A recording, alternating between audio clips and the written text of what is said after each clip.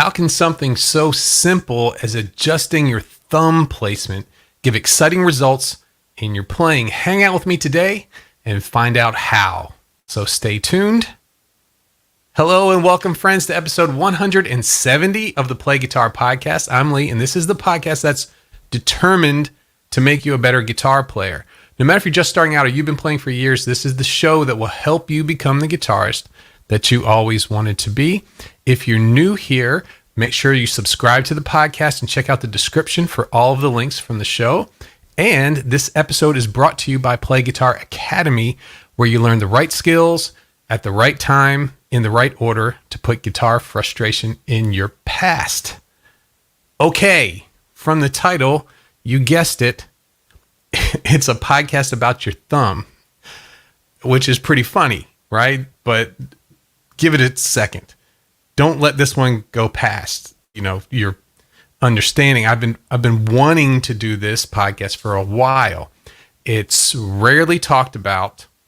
In the beginning, when you have your initial beginner guitar lessons, thumb placement is a big deal. But after that, never talk about it anymore.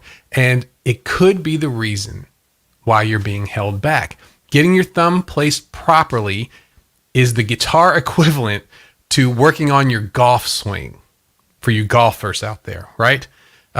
Your fretting hand thumb is crucial to everything that you play. And if it's improperly placed, you're adding resistance to your playing and to your progress. So when you have your fretting hand thumb placed, this is what's going to happen. You're going to avoid hand strain, and you're going to be easily able to clear up any kind of fretting problems that you have. So we're going to do a double thumbs up to thumb placement, and we're going to get started in a minute. But make sure you hang around to the end, and I'll tell you how to get a free resource using what we've learned and more to improve your rhythm guitar. But first, we're going to say hi to the folks in the chat here. Going all the way back. Evan. Hey, Evan. How you doing today? Kevin's here. Jim's here. David's here. Now, let's see here. David says, click on thumbs up for thumb placement. Yes, that's right. That's right. Dean's here. Hey, Dean. And Coke just made it. Awesome. So we got the whole crew here. Great to see everybody. Yeah, we're talking about thumb placement today. Sounds exciting. Not really, right? But it's big stuff, man. Now, I said about it's the equivalent of working on your golf swing, your stance, little adjustments to the way the way you turn, bending the knees, the elbows, all those kind of things. It puts everything in place. And with thumb placement on the back of the neck, everything that we play, every note that we fret is supported by this. So it's very overlooked. It's a very important thing. And let's see here. Oh, Les is here. Hey, Les, how you doing? Wonderful to have you here, man. That's awesome. So everything that we work on, the thumb has something to do with it. So we're going to talk about that just a second here. So thanks, everybody, for hanging out with me today. If you could give me a thumbs up. Can you give me a 1 in the chat? Let me know that everything's coming out pretty clear and you guys are seeing everything okay. Everything on my end is looking pretty good. I just want to make sure that we're doing well before I get into the rest of this here. Let's see here. Evan says, my pick doesn't feel right lately. I think I've got it worked out, though. It's all worth looking at from time to time. Yeah, you get kind of used to everything, and you gotta, take a second look, do some small adjustments, and that's what we're going to talk about, small adjustments today. So we got some 1s in here. Everything's going good today. Thank you, Internet. And David says, thumb placement is very important for me on bar chords. And we got a 1 from David too. So, okay. So let's go ahead and get into thumb placement. Now, here's what I want everyone to do. Go ahead and grab your guitar. All of you. If you're driving and listening to this at a later date, pull over and get that emergency Squire Stratocaster out of the trunk of your car, because I know you keep it in there, right? And this way, if we're all playing, I can demonstrate the importance of thumb placement to you right away, right now. So what we're going to do is we're going to play a C chord. Let me get this out of the way here so everyone can see. Okay, so get your regular old C chord. And what we're going to do is we're going to put our thumb on the back of the neck right in the center. I have my thumb placed on the center of the neck, in between my first finger and where my second finger would be, but on the back of the neck. Okay, so I just was reading the chat, got distracted. There's some good stuff there. We'll get back to that in a minute. So we've got that. We've got our fingers on the back, our thumb on the back of the neck, in between the first and second finger, behind the C chord, right? And what I would like for you to do is I would like for you to slide your thumb towards the ground, towards the floor on the back of the neck, almost all the way around to the front there. And what happens to your fingers? Okay, so if you take a look at my fingers here, as I slide it around, right, my hand pulls out in front of the guitar. My fingers are almost coming straight down on the frets. When I go back, they get to an angle a little bit. So now what I'm going to do is I'm going to do the opposite. I'm going to take my thumb and slide it towards the top of the neck, right? Up in the air that way. And we're going to see what happens to my fingers there. So as I slide towards the top of the neck, my fingers want to lay across the strings. Okay? So any adjustments that we do up and down towards if your thumb goes up to the second fret above the low E string, right? That's going to make your other fingers lay across the strings. And if you go down underneath, it shoves your hand out in front of the guitar, right? So your fingers have to come straight down. Okay, that's the first axis that we're going to be working on. The next is along the neck itself. We can slide our thumb up towards the headstock of the guitar, or we could slide our thumb down towards about where our third finger on that C chord is, okay? So I'm going to do that right now.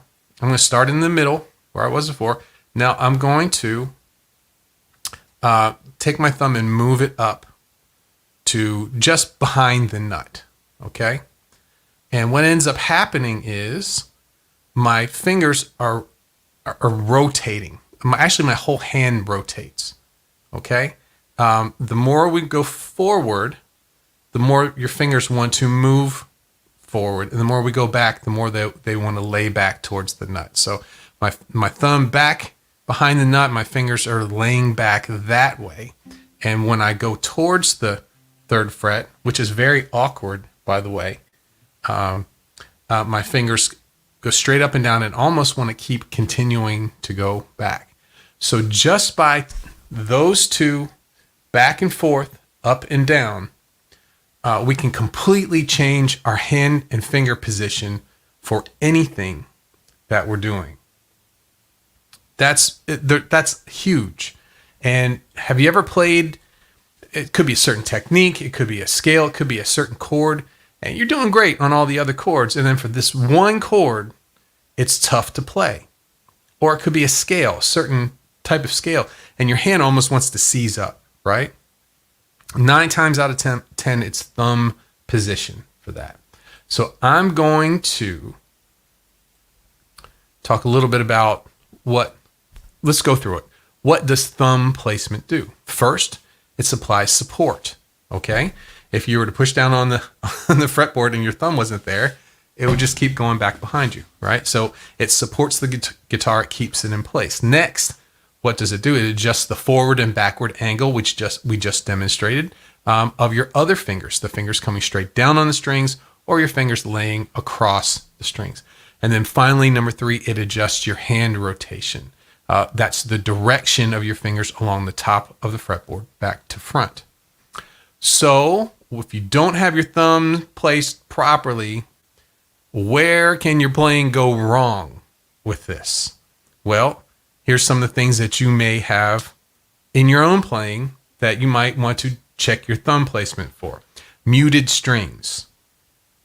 With chords, laying this, if you can get the string that you're pressing down to ring, but not the open string on some open position chords, you might have your thumb might be too far up towards the top of the neck. Okay. The next thing that can go wrong with improper thumb placement is a thin and buzzy sound, and that could be that you're not able to stretch far enough to get your fingers close enough to the frets so that it doesn't buzz. And a lot of that has to do with thumb placement, because you're stretching, that thumb is putting your hand actually in a position and having to stretch farther out of that position just to make the frets, the notes sound clear. And the last thing that can go wrong with that is hand pain. And there's two ways of doing that. Just your thumb's completely trying to get your hand to do something it doesn't want to do. Maybe your thumb's too far forward, which is a lot of the hand pain problems. Or it could be that you're doing the vice grip, right? You're putting so much pressure in between your fingers and your thumb that you're causing pain as well. What can you do about it? All right, let's see here. I'm going back a little bit because some of the reasons that we're talking about this today was a student in the academy who asked a question about this. Now, I tried to get in touch with them at the last minute to see if I could use it in the podcast. I haven't heard back from them, so I'm not going to read the question that they had, but the gist of it is, what's the thumb doing other than holding the strings down when you're doing technique exercises, or just playing open strings? Does it actually hang from the fretboard? Those things, and that's what we're getting to with support. That's why I wanted to go back to that. So we've got muted strings, thin buzzy sound, hand pain. So what can we do about this? How can we take action, adjusting where our thumb is and making sure all those things don't happen? The first thing you got to do is be aware that this is a thing, right? This is potentially a big obstacle in your playing. It could be a big wall in the way of you getting better at the guitar. So keep being aware of that. Check and see where if you're having a hard time, first thing is look where your thumb is and see if that could be the culprit. Next thing is don't adjust your strap too high or too low. Too low, we've all seen that, especially heavy bands, heavy guitar bands. You have the angle is so bad for reaching your fingers around and making the the notes come out clearly. It's hard to push straight down on the frets. But the same thing can be if you've ever seen anybody who really who brings the guitar up high, chokes up on the guitar, and it forces their hand out so far it almost overshoots, right? I've seen players do that too. So that's the next thing. Number 3, begin to break your bad habits. Okay, take some time to really see what you're doing. Look at what other guitar players are doing. See if there's anything that you do that you just don't. You just figure, I don't feel like doing. Start paying attention to these bad habits. And number 4 is experiment with small adjustments. That's the name of the game with this. This is where it goes back to the golf thing. Small adjustments. They're often overlooked. It can mean all the difference between no progress at all and taking you straight to fast progress. So what I'd like to do is go through the 2 big situations where thumb placement could make a big difference in your playing. What do? We play chords, we play scales. I'm going to start with chords first. So let's talk about open position chords. They're potentially the most difficult. Why? Because they're very far away from us. Okay? If you notice when you are playing I'm at the ninth fret right now, and my fingers are straight. If I just lay my hand on the guitar, my fingers are straight up and down, even with the frets. But as I move back forwards, my hand starts to turn diagonally. Okay? And the small adjustments we do down there are really going to have a lot of effect.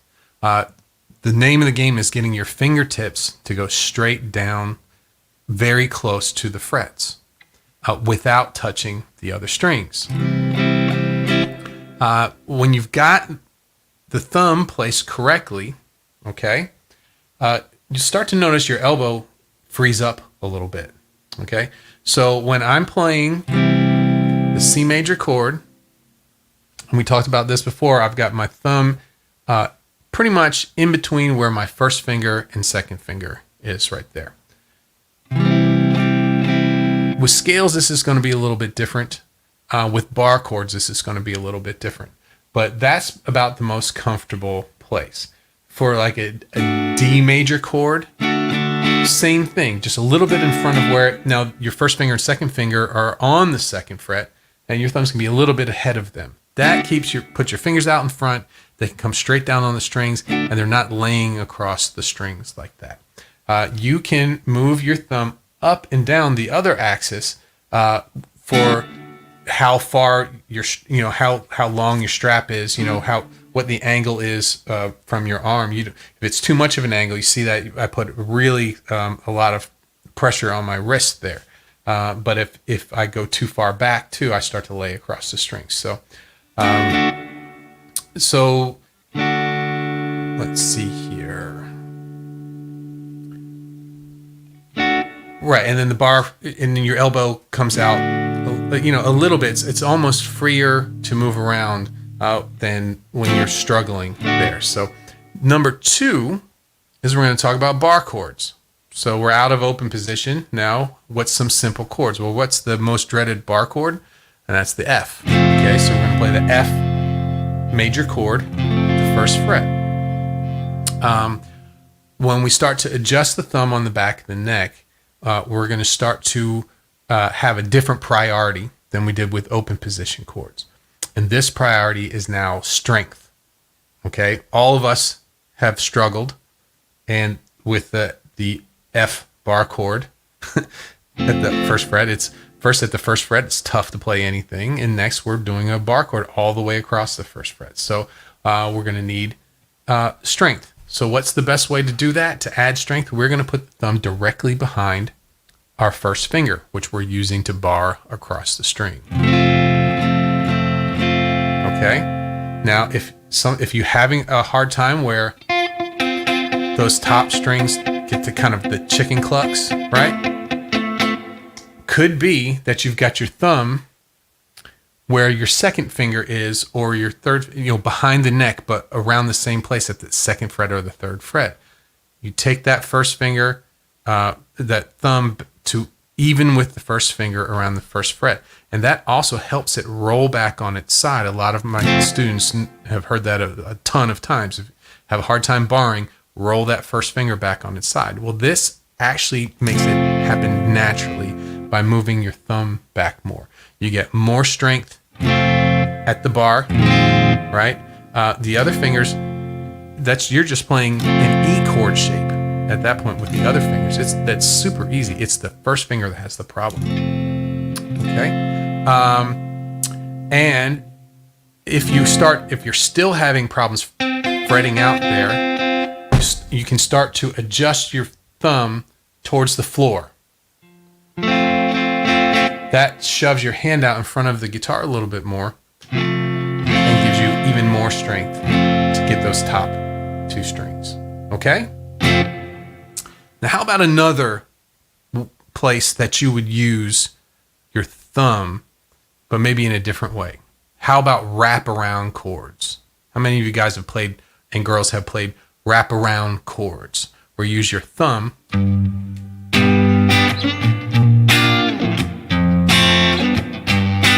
to play a bass note, and then your other fingers, kind of Jimi Hendrix style,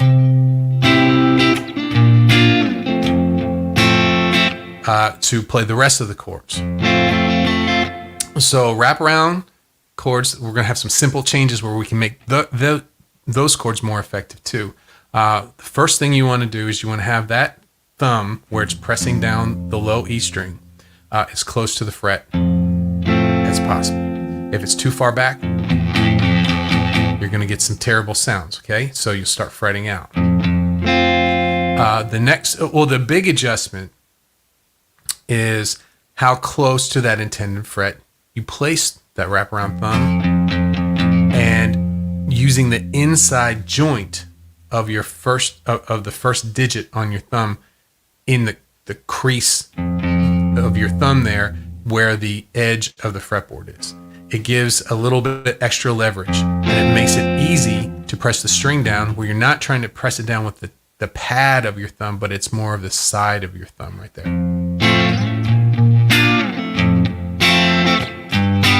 Makes it much easier. You're not having to have such a drastic angle to get that going. Another thing with these chords is people like to do the vice grip with this. They like to really clamp down on it, and you hear a lot of wraparound chords that are out of tune. So especially with that thumb, you can hear it.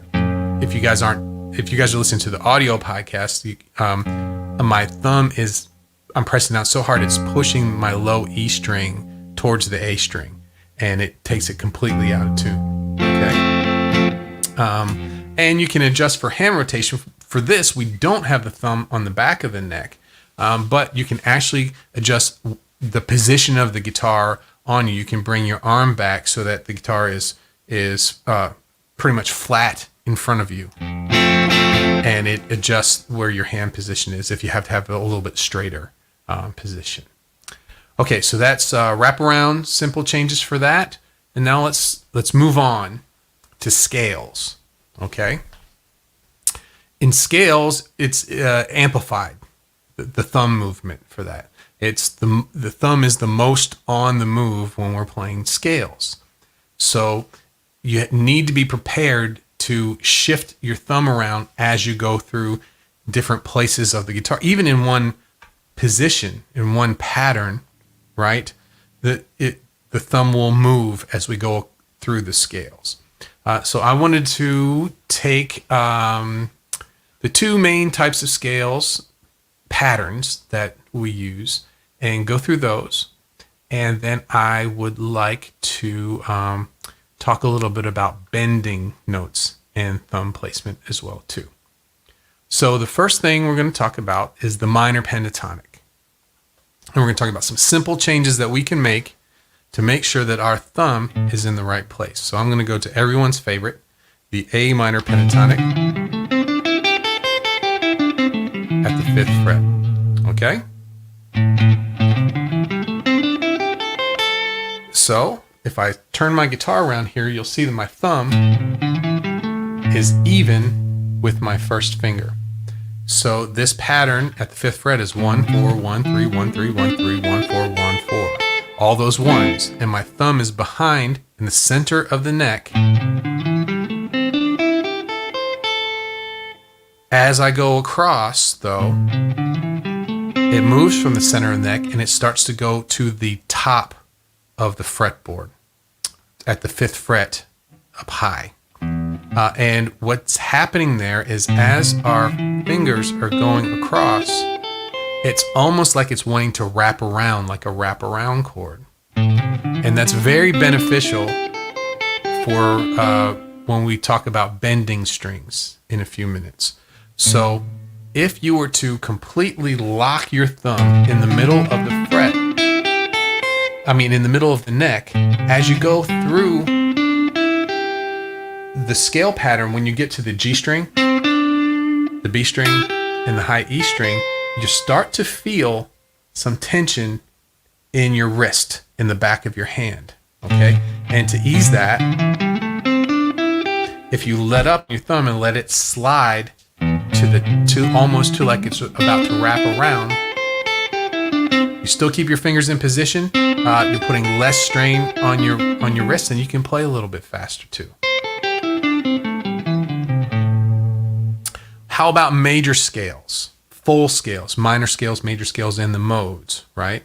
What simple changes that can we do with them to make sure that we're playing them correctly? I'm going to play C major.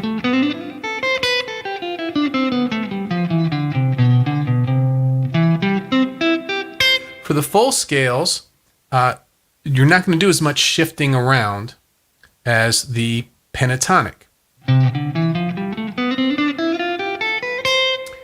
We're not going to be bending the strings. We're not having to do as big of a reach. Sometimes on the top strings, we'll be playing them 1-3, 1-3, and it's a, usually that's a 1-4, 1-4. So we're reaching a little bit more where that thumb goes up there. But as we go through the major pentatonic scales, I tend to lock my thumb in the center of the neck. Now it will shift slightly as I go up, but nowhere near as drastic as the minor pentatonic.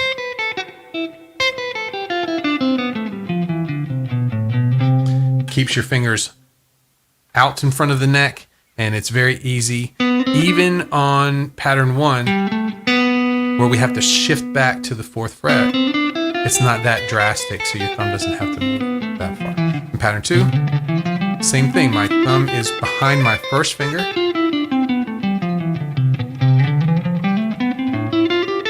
Pattern 3, it's in between the first and the second finger. You'll be able to feel. You can adjust like we did in the very beginning with the C major chord with your scales, and move your thumb up and down, left and right, until your wrist is not having any tightness, and you're coming down straight on the strings. Okay. So the last thing I want to talk about with thumb placement is bending notes. Simple changes. So we talked about wraparound chords, right? We're going to be using that same technique for bending, but it's a kind of a partial wraparound. We're not actually going to press down the E string, but our thumb is going to, at that first joint, it's going to lock into the edge of the side of the fretboard.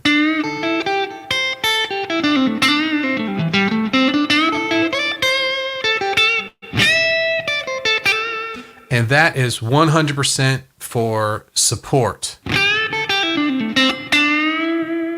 So if we tried to bend without that thumb there, the actual neck would move. So we need leverage for bending.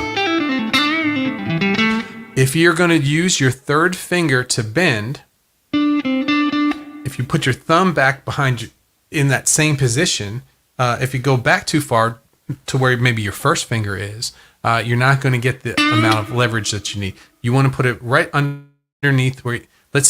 I'll describe this better for audio podcasts. So on the G string, my first finger's at the 5th fret, second finger's at the 6th fret, and the third finger's at the 7th fret.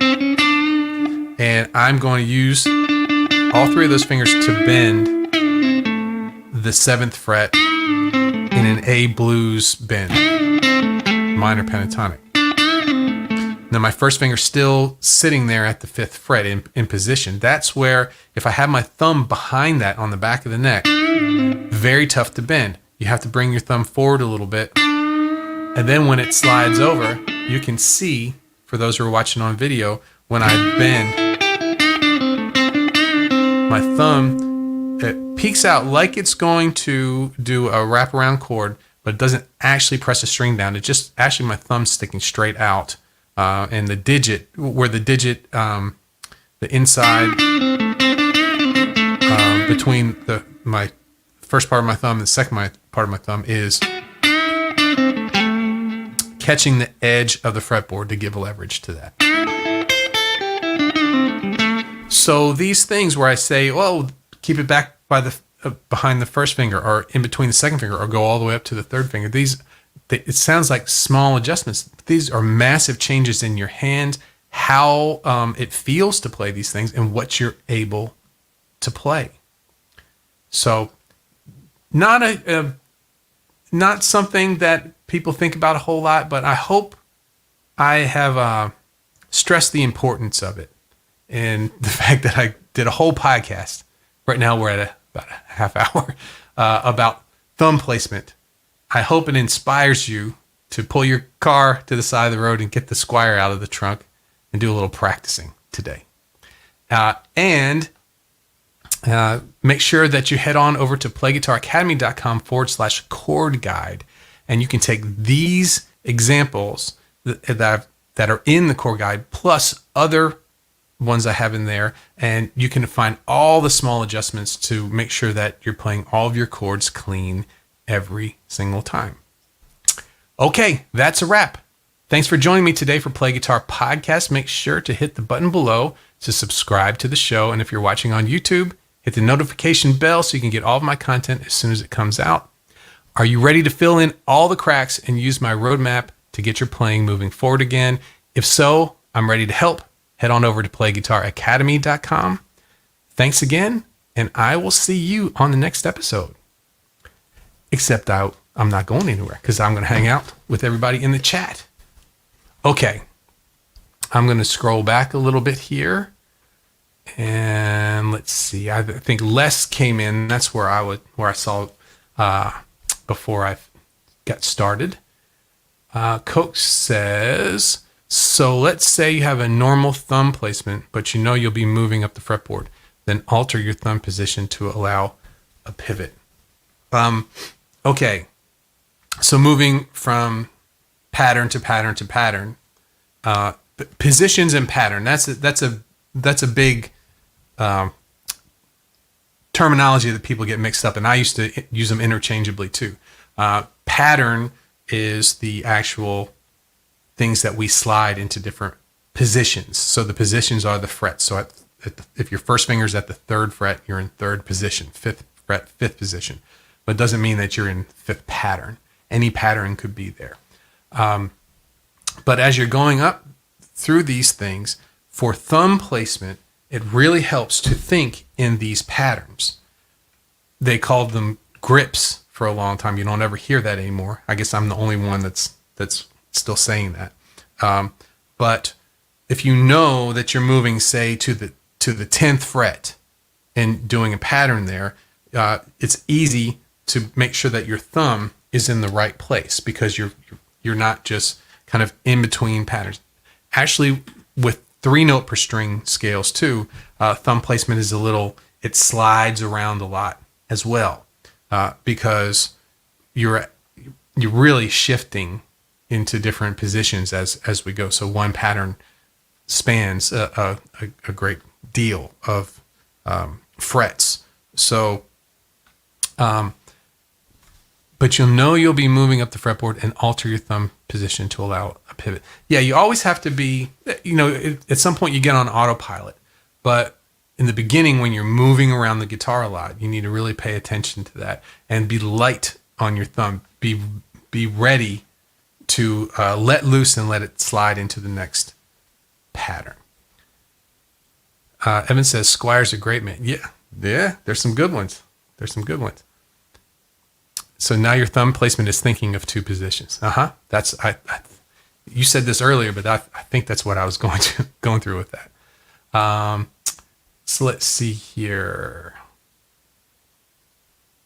Evan says, I'm going to have a look at what my thumb is doing when I play. I honestly don't know for sure. That is the reason I did this podcast today for Evan, right?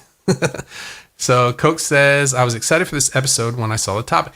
Yeah, and what I want for you to get out of this is that there is a lot of adjustments that can be made just going back and forth or up and down on the back of the neck. A lot of different adjustments there. And take some time because it's not thought of, look at the things that you're struggling with and go to your thumb placement first. That can, make or break whatever else that you're doing. That's kind of the first step there.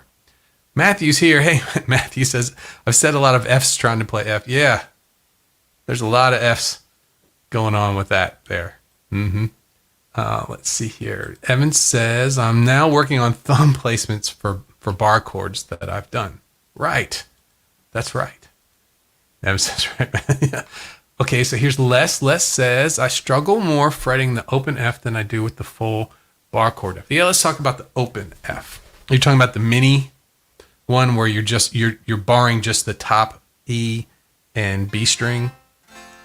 The one that's only from the top four, the D, G. Okay? So with that, what I see naturally is too low thumb placement down near the 3rd fret or the 2nd fret. I see people naturally doing that all the time. One of the problems though is with the chicken clucks on the high strings. So just pulling that thumb back up behind those can fix a lot of problems. Now I'm going to move my thumb down behind the 3rd fret. Right? The more you can hear it as I'm sliding it behind the first finger. So it's a really when you're first learning the F chord, all your attention is on getting the notes to play, and no one's thinking about the thumb on the back of the neck, and it's a good thing. Evan says I mute with the thumb a ton, okay, but never fretting notes unintentionally more than I like. Yeah. So Les says I actually always sub the F major 7 in the place of the open F. Yeah, and a lot of people do that, and they'll, if you do the F major 7, basically what that is that you have the open high E string, right? And you don't want that sound of the major 7, but you just want the F. You just lay your first finger across it, and you've got a small F chord. That's a good workaround for that if you struggle. All right. Coke says, I can play the Hendrix style chord, but only about 0.0001 millimeters of skin frets the bass note, and it feels like it's not there fretted. It's uncomfortable mentally. Yeah, and people who have big hands can handle stuff like Richie Havens. Richie Havens can handle stuff like that. People who have smaller hands. It's a little bit of a struggle there. I can do it. I don't. It's not normally something I use in my playing. Let's see here. Evan says, I've apparently got a hole in my pocket that my confidence drips out of while I'm walking to my jam. Very funny. Very. Let's see here.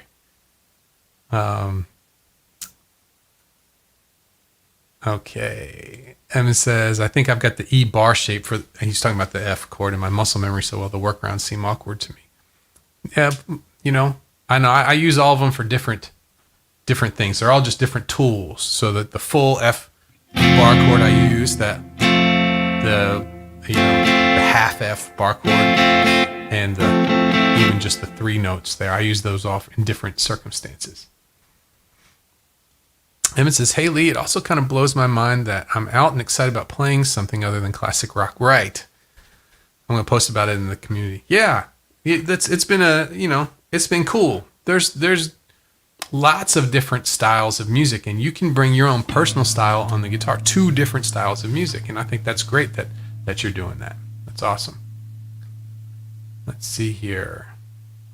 Coke Greedy says, I can't imagine taking my teenage self that I'd ever learn funk, country, bluegrass, and jazz. Yeah, there's good stuff in all different kinds of music, and there's crappy music in all different styles of music too. Here's Jim. Jim says, hey Lee, what are your thoughts on neck shape? I find as I get older, I like a more chunky C shape. The best way for me to describe the neck shape thing and how I go about that is with Stratocasters, right? Because I'm primarily a Stratocaster player, and when I first started playing, I wanted a vintage Strat. I wanted like a 50s style Strat, the ones with the V-shaped neck, back of the neck. And the one that I played, I didn't buy it. The one I played with the V-neck, and it also had a very, very big radius to it, right? So it was the was it 7 1/4, whatever the vintage radius is, where the neck is really curved. So it was very uncomfortable for me to play the V neck. I like the smoother transition of a more rounded neck shape than that. So I had picked up one of the early Mexican the Stratocasters. It was the Fender, I forget what it was called at the time. The mid guitar. And it felt great to me. The neck shape felt great. The string spacing felt great. I'm like, well, why does this guitar, which is, more than half, about half the price of the other guitar, why does this feel so good and the other one is so uncomfortable for me? And I started learning that just because something is expensive doesn't mean it's right for you. Then as I would play other guitars, and I owned other guitars, they'd have all sorts of different neck shapes, and I found I would gravitate. So my Les Paul is a very thin neck, and I thought that was awesome. And I thought, well, these humbucker guitars, the Les Paul that I had, this is great. I'm going to get a 335, and it'll just be that cool, but it'll have the F holes and all the cool stuff to it. Then I got a 335, and guess what? It was it was an Epiphone 335 first, or did I have the Gibson first? I can't remember. But the Epiphone was like a baseball bat. It was huge, and it was really tough for me to get around there. And it had a chunky C type shape. So for me, it didn't fit my hand really well. So for me, I found that I kept going back to that Mexican Strat. And I kept saying, well, I really like that.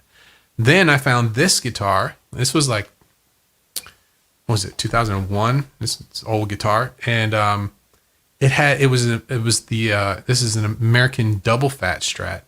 And it was very similar to that Mexican Strat, and because it fits my hand well and it doesn't, hold me back. But I know everyone's different and everyone's hands are different. I had a student one time who's not with us anymore, who had very big hands, and he worked on engines, diesel engines, the trucks, big trucks, and his hands were really, just fingers were really wide and had seen a lot of trauma to his hands. And he wanted to play, Chuck Berry and Stevie Ray Vaughan and those kind of things. And we worked at it. We found the right guitar. He ended up getting a Yamaha, that Yamaha that looks like a Strat, and it had wider string spacing to it. It had a flat radius neck on it, and that worked for him. So for you, if you were liking more of a chunky C shape, go for it. That's what your hand wants. To me, everyone's different. Some people love that baseball bat. Was it a D neck? That's just really, but yeah, just it's fitting your hand and the way you play, and it's trial and error, And I don't suggest anyone just buy guitars like I did for the trial and error. Go on down to the music store. They need some business, right? Let's see here. David wants to rock. Me too. I want to rock. I'm ready to rock, man. And let's see here. Okay. And Matthew says, what was it? Yamaha Pacifica. That's what it was. Yep, it was. It was actually a sunburst, almost like this color, almost like this Yamaha Pacifica. It was a cool guitar, and it worked for his hands, which was awesome, And let's see here. Evan says, I want a jazz. Okay. I've got to figure out the jazz chord solo thing, not the chord melody, the chord bass soloing. Yeah, there's a lot to it. There's a lot to that stuff. But time to start right now. That's the time. Well, everybody, Let's see. We're at about 45 minutes. And if you guys have any questions for me, I'm happy to answer any questions. I'm going to hang around for a little bit. I hope you enjoyed the thumb placement episode. I'll be editing it later and put it up as the audio podcast tonight. It'll be out around 3 a.m. And Academy stuff has been going pretty good. I got 2 weeks of the instructor-led practices. So that's 14 videos for the 102 level. Those are up now. So if anyone is in the 102 level, we've got some fun stuff for those. Those are a lot of fun for me. And what I do is I sit down and I do the whole level at one time. So they're about 10 to 15 minutes. So it's like, it should be an hour and a half. It usually takes me about 2 hours to get it done, to get a level done. And they're a lot of fun. And by the end, my fingers, sore. Let's see here. Evan says, any tips on speeding up the United States Postal Service? I'll keep working on that. I don't know anything about that. Let's see here. Matthew says, any guitars that have fatter necks? I know those for me, the ones that I've tried that had the fattest necks, like a baseball bat type necks were the Epiphones. A couple of those, man, it was like I just didn't understand, but some people love them, Matthew says, had a 335 model, but struggled with the string spacing up at the nut. Yeah. For people like, I don't know if you guys have seen Scooters, my friend who is an acoustic artist, and he helps me on the second Tuesday of every month. We do an acoustic episode here on the podcast. And he started on a classical guitar, and they have the fretboards are very wide. Now, I don't know what the neck was behind the fretboard, but some of his guitars that he plays, they're a little bit wider than what I'm used to. And string spacing was an issue for me too. I would keep missing where I would, originally know. Oh yeah, and Kevin says, yeah, you're right. Some of the old tellies have that fat U-neck too. I've played a few of those too. Those are interesting. The telly I had was I forget the name of it. Highway 1. I had a Highway 1 telly, and it had a pretty thin neck. It was a multi-radius, compound radius neck. It was pretty neat. Let's see here. Evan loves the string spacing on 339. Yeah, they're not all like that. I had an Epiphone Les Paul that was just like my other Les Paul. Although the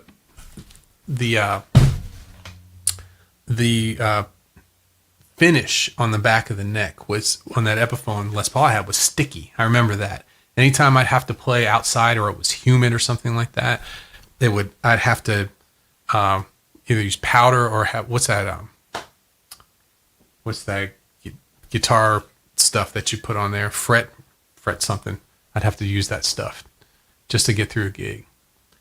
David's looking at his new guitar. Anybody familiar with the RG421 HPAH? I am not. I know RG. I know what that is. Does that have hardtail? I know you were talking about getting a hardtail guitar. Let's see here. Want a hardtail guitar, right? Matthew's been blessed, cursed with the big meat hooks. Hey, man, you're blessed. Okay, and let's see here. Evan says the spacing on my Les Paul feels a little narrower. Yeah, they're all a little different. That's why the whole money thing doesn't work out. You can't just go in and spend money and the guitar will be perfect for you. It just doesn't work that way. A lot of people are burned by that. Well, I bought me a $3,000 guitar and I just don't play it anymore because you're not familiar with the specs of it, because everybody has a certain specs of a guitar that they like, or a range, but once you get outside of that range, it is tough. Mark's talking about, mail takes a month to now, bills come a week after they're due is what he was talking about. Yeah. I've stopped paying bills, but through the mail anymore. Even with the bill pay, sometimes with your bank, the bill pay, they'll send a check out, and people are like, we never got it. So now if I can, I pay online, for bills and things like that. I electronic transfer. Let's see here. UPS says it's in New Orleans, since I was just waiting on delivery.